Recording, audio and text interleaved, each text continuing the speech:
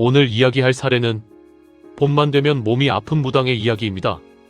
꽃피는 춘삼월만 되면 이유 없이 몸이 아프고 감정이 흔들리고 병원에 가도 명확한 원인이 나오지 않는다면 과연 이것은 단순한 체질 문제일까요?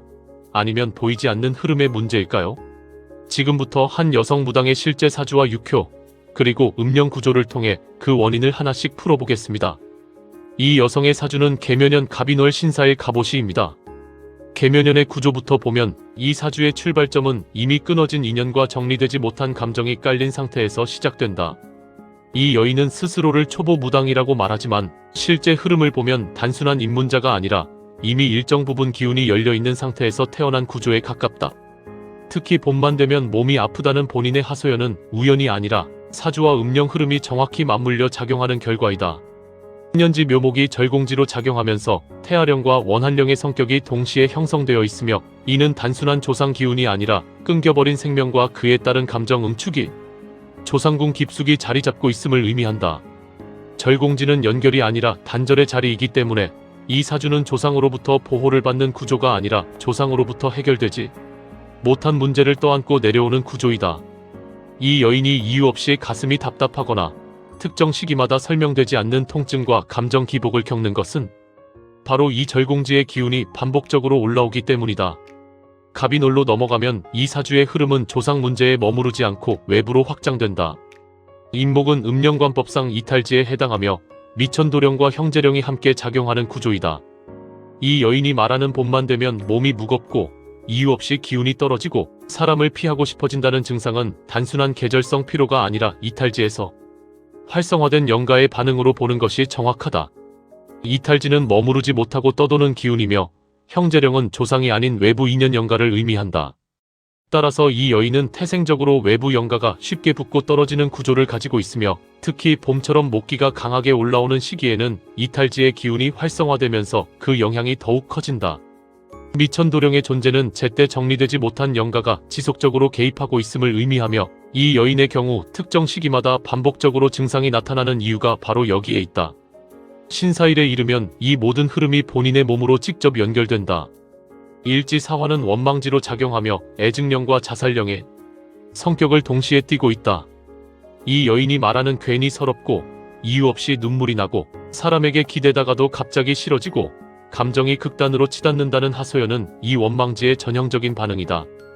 애증령은 사랑과 증오가 동시에 작용하는 감정 구조를 만들고 자살령은 극단적인 감정의 흐름을 만들어낸다.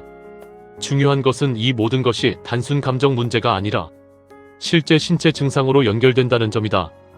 이 여인은 봄이 되면 두통, 가슴 답답함, 열감, 신경성 통증을 반복적으로 느끼는데 그 통증이 한 곳에 고정되지 않고 계속 이동하는 특징을 보인다. 이는 영가가 특정 부위에 붙어있는 것이 아니라 전체 기운을 흔들고 있기 때문이다. 갑오시로 이어지는 시지 오화는 해결지로 분류되지만 이 사주에서는 해결이 아니라 반복의 구조로 작용한다. 이 여인은 스스로 좀 괜찮아진 것 같다가 다시 아프고 풀린 줄 알았는데 또 반복된다고 말하는데 이것이 바로 해결지가 애증령과 자살령과 결합되었을 때 나타나는 특징이다. 해결지가 정상적으로 작용하면 문제가 풀려야 하지만 이 구조에서는 감정과 기운이 해소되지 않고 다시 재생되는 방향으로 움직인다. 그래서 이 여인의 삶에서는 인간관계, 감정, 신체 증상이 모두 반복 패턴을 보이게 된다. 이 사주의 오행 구조를 보면 목기와 화기가 과도하게 상승하고 있으며 토기운은 지장간에만 존재하고 겉으로 드러나지 않는다. 이 여인이 봄마다 특히 심하게 아픈 이유가 바로 여기에 있다. 봄은 목기가 가장 강하게 올라오는 시기인데 이 사주는 이미 목기 과다 구조이기 때문에 그 영향이 배가 된다. 목에서 시작된 기운이 화로 폭발하고 이를 받아주고 정리해야 할 토가 없기 때문에 기운이 계속 떠다니며 몸을 흔들게 된다. 이 여인이 몸이 아픈데 병원에서는 별 이상이 없다고 한다는 말은 이 구조에서는 너무나 자연스러운 결과이다. 이 흐름에 음령관법을 적용하면 더욱 분명해진다. 절공지에서 시작된 끊어진 인연은 이탈지에서 외부 영가로 확장되고 원망지에서 감정으로 응축되며 해결지에서 반복 구조로 굳어진다. 이 여인의 매년 봄만 되면 반복된다는 말은 바로 이 순환 구조를 그대로 설명하고 있는 것이다.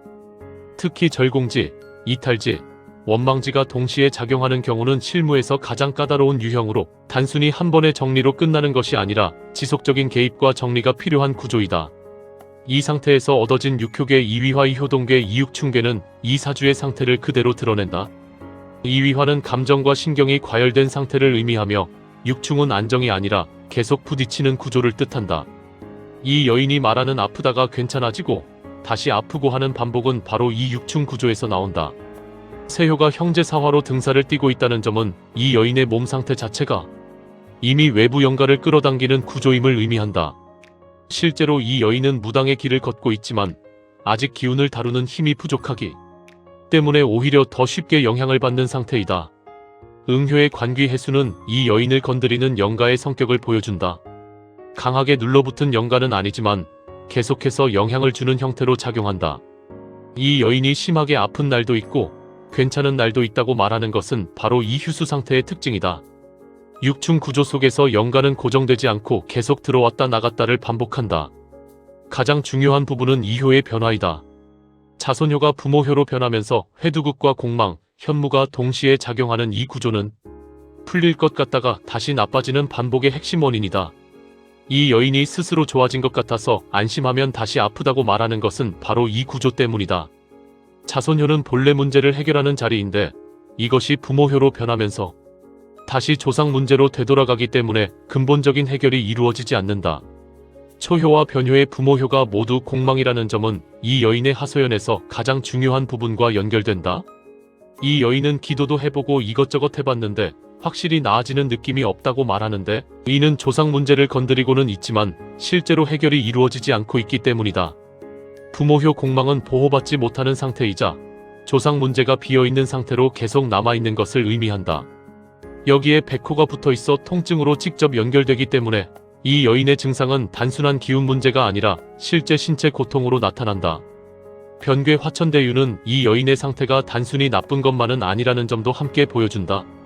기운이 크게 열려있는 상태, 즉 무속적인 감각이 확장된 구조이기도 하다. 이 여인이 무당의 길로 들어온 이유 역시 이 구조와 무관하지 않다.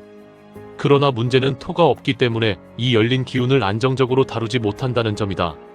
그래서 능력은 열려있지만 그만큼 더 쉽게 영향을 받고 특히 봄처럼 기운이 상승하는 시기에는 그 영향이 그대로 몸으로 나타난다.